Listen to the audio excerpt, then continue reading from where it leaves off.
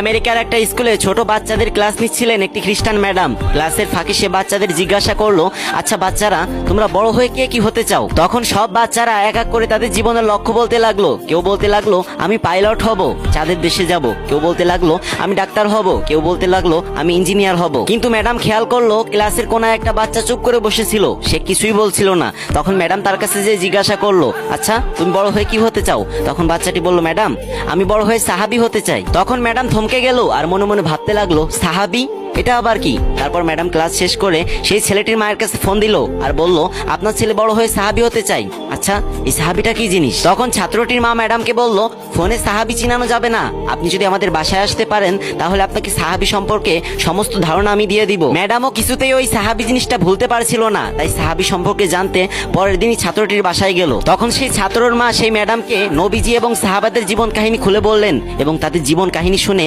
সেই খ্রিস্টান ম্যাডামটি ইসলাম ধর্ম গ্রহণ করলেন। কি কেউ সুবহানাল্লাহ বলবেন না?